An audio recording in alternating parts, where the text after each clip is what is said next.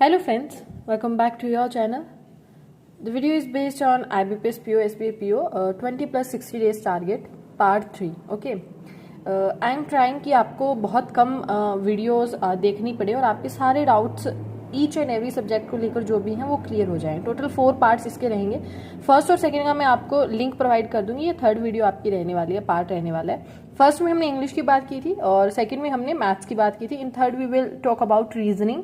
Okay, हम reasoning की बात करेंगे और जो फोर्थ वन है वो आपका डिटेल करंट अफेयर पर रहेगा. ओके, सो सारे डाउट्स आपके क्लियर हो जाएंगे. अब हम बात करते हैं कि how to cover this. Okay, अब देखो इसमें मैंने कुछ जो चीजें लिखी हैं वो आपको समझा देती हूँ. IBPS PO प्री जो है वो उसमें आपको you have 20 days and mains you have 60 days. In SBI PO you have 80 days and for mains you have 3 और हाफ और you can say that 4 months. Okay, just because date not fixed. अब बात करते हैं कि reasoning में pre को कैसे कंप्लीट करें. सबसे पहले मैं अपनी बात कर लेती हूँ. रीजनिंग अगर मैं बात करूँ प्री लेवल पर तो ऑलमोस्ट हर पर्सन की वो अच्छी होती है. ऑलमोस्ट की बात कर रही हूँ मैं. 80 to 90% students are good in this. Okay, so हम बात करते हैं कि मैंने कैसे किया था. तो सबसे पहले तो मैंने ऑफलाइन कोचिंग ली थी. ओके, मदर्स इंस्टीट्यूट से, जयपुर से. और वहाँ पर जो हमें टीच करते थे वो थे सरफराज सर. उनसे मैंने पढ़ी है. ओके, और अब बात करते हैं कि कैसे पढ़ा. जैसे वो ऑनलाइन क्लास लेते थे, ऑनलाइन क्लास ली. जैसे ऑफलाइन क्लास लेते थे, क्लास होती थी हमारी 1 आवर की. उसके बाद में जो सर नोट्स, उसी कोचिंग के जो नोट्स थे, बुक एक थी, छोटी सी बुकलेट थी, वो उसमें से वो उन क्वेश्चंस को करना. And then book any, follow any book. कोई भी आप बुक फॉलो कर सकते हो. ओके, सो मेरे अकॉर्डिंग अगर मैं अपना बताऊं तो I always said one thing कि मैंने किरण की बुक को फॉलो किया है. ओके, सो ये प्रोसीजर था आपका. जिस दिन आपकी क्लास कंप्लीट हुई उसी दिन आपने बुक जो सर उसी कोचिंग इंस्टीट्यूट ने प्रोवाइड किया है उससे कंप्लीट करना. देन किरण की बुक में से उस सेम चैप्टर को रिवाइज करना और उसको करना. ये मेरा प्रोसीजर था उस टाइम में. एंड देन किरण की जो बुक है आई कंप्लीटेड.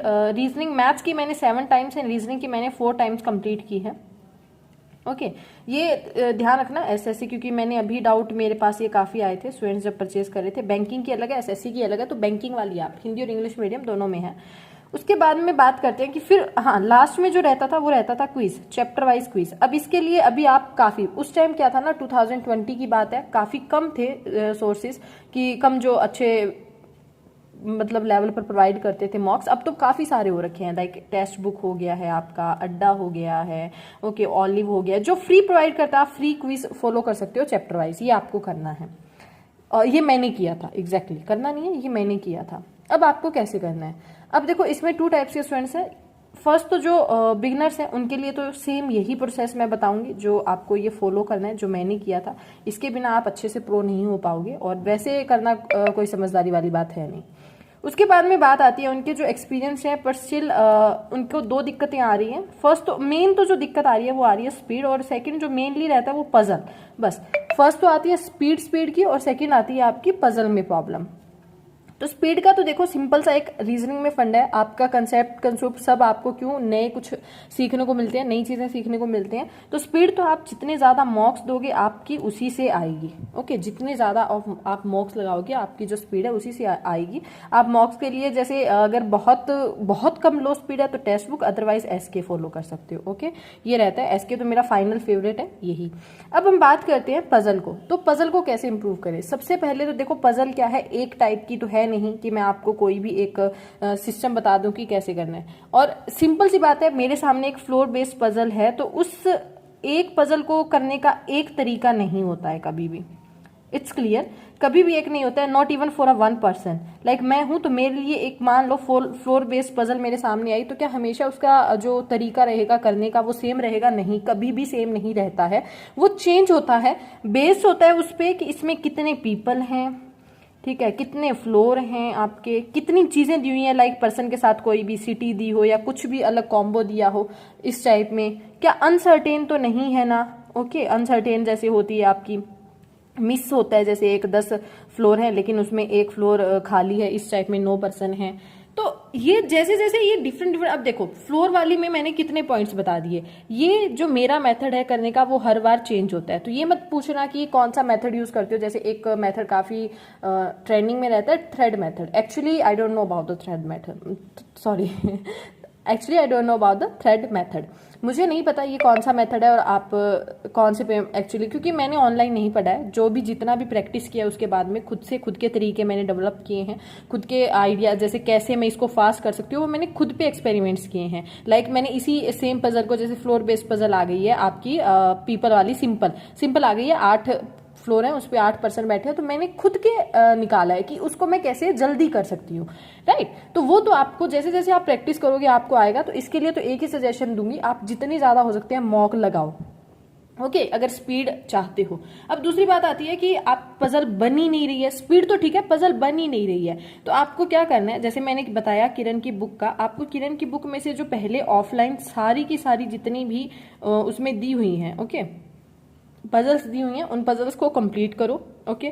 उसके बाद में पहले ऑफलाइन सारी की सारी पजल्स को कंप्लीट करो बाय हैंड, चाहे आपको सॉल्यूशन उसका समझ में आ गया हो नहीं आ गया हो, आपने सॉल्यूशन देख लिया हो नहीं देख लिया हो, खुद के हाथ से करना बहुत जरूरी है, ओके। उसके बाद में आप क्विज लगाओ, ठीक है, क्विज, ओनली क्विज, जो पजल बेस्ड रहते हैं ना, सिर्फ वो वाले क्विज एक्स्ट्रा, क्योंकि देखो सिंपल सा है, जिस भी सब्जेक्ट में हम वीक है उसके ऊपर हमें एक्स्ट्रा मेहनत तो करनी पड़ेगी, ओके ये आपको करना है, आपका यहां से इंप्रूवमेंट हो जाएगी। और तीसरा या दूसरा कोई भी रास्ता नहीं है, यही 2 चीजें हैं जो आपको इंप्रूवमेंट दिलवा सकती हैं रीजनिंग के अंदर।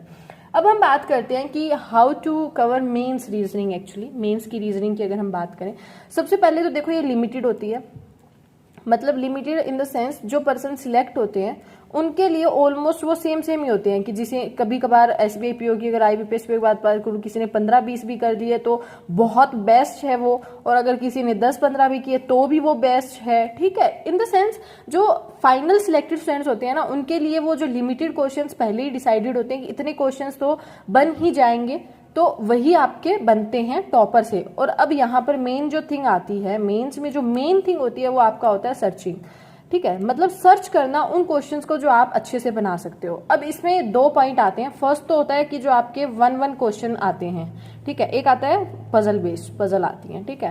1-1 क्वेश्चंस, 1-1 टाइप क्वेश्चंस भी आपके कई तरह के मिक्सचर्स होते हैं, आपको पता है। सिंपल जो अब तक आते आए हैं वो भी स्टेटमेंट बेस्ड वगैरह हो गए हैं, जो भी। एक आता है आपका एनालिटिकल रीजनिंग, काफी इस चीज को लेकर, एनालिटिकल रीजनिंग को लेकर डर है, इवन मेरे खुद के अंदर है, तो इसके ऊपर रिसर्च अभी चल रही है, ठीक है। प्री होने तक मैं बता दूंगी, मैं एक बुक फॉलो कर रही हूँ, उस बुक को मुझे पहले करने दो, उसके बाद में मुझे उसकी क्लासेस वगैरह देखने दो। अगर लगता है कि ना अब इससे हो सकता है, मेरे खुद के क्वेश्चंस अगर बनना स्टार्ट हुए, क्योंकि स्टिल मैं एनालिटिकल रीजनिंग में अच्छी नहीं हूँ, फिर then I will suggest you after pre, IBPS PO pre, तो 20 दिन आप प्लीज इसके लिए वेट कीजिए।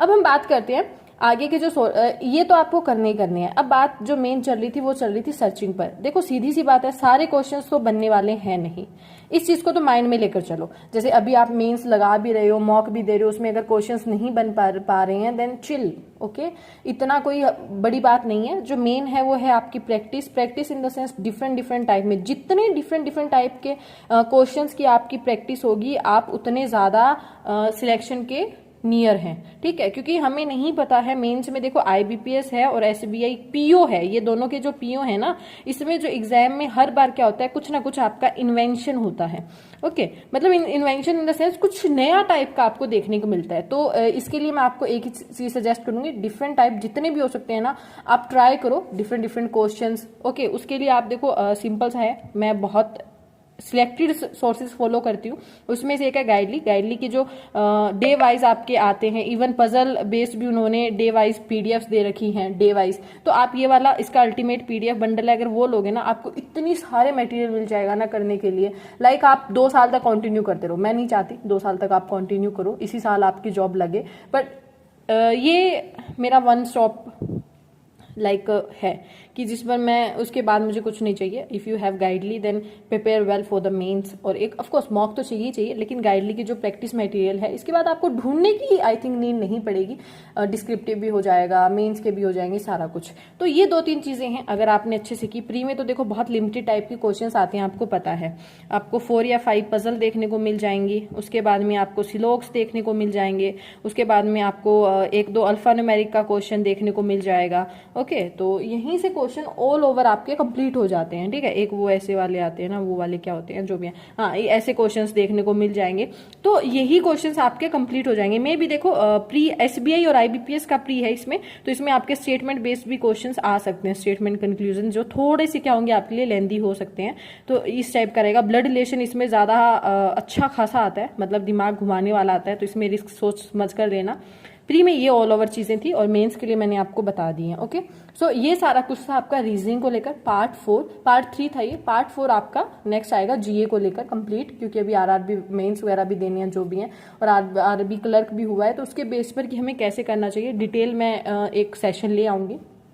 एंड होप सो आपको चीजें समझ में आई होंगी। इनके अलावा भी अगर कोई डाउट है प्लीज पूरी वीडियो देखिए, उसके बाद डाउट्स पूछिए। जस्ट बिकॉज ऐसा हो रहा है कि वीडियो में मैं सारा कुछ अच्छे से डिटेल में बता रही हूँ, but still students are asking the same question जिसके बारे में मैं वीडियो में डिस्कस कर चुकी हूँ। सो प्लीज वीडियो अच्छे से देखिए, उसके बाद still you have any doubt other than this, then comment. Okay, and I will try my best कि मैं आपके आंसर्स करूं, ओके, क्वेश्चंस के। एंड बाकी आपको भी पता है टाइम लिमिट है एंड मेंस हैं अभी upcoming, so hope so you will understand. Okay, एक एस्पिरेंट की फीलिंग एक्सपेरेंट ही समझ सकता है। And all the best for your all the best for bright future. And मिलते हैं नेक्स्ट वीडियो में। एंड यस, इसका पार्ट 1 पार्ट 2 आप कंप्लीट देख लीजिएगा, और उस पर भी आपके, और हाँ एक चीज जो मैं आपको बताना चाहूंगी, आपके जो भी सजेशंस है ना, देन मोस्ट वेलकम। आप सजेस्ट भी कर सकते हो चीजें, क्योंकि देखो मैं अभी सर्च नहीं कर पा रही हूँ बहुत सारी चीजें, क्योंकि काफी स्टडी शेड्यूल बिजी है, सो दैट्स वाई। तो आप सजेशंस दीजिए, नेक्स्ट क्या होना चाहिए, क्या नहीं होना चाहिए, अभी क्या ट्रेंडिंग में है, तो मैं उस पर वीडियो बना दूंगी। Okay, as you want.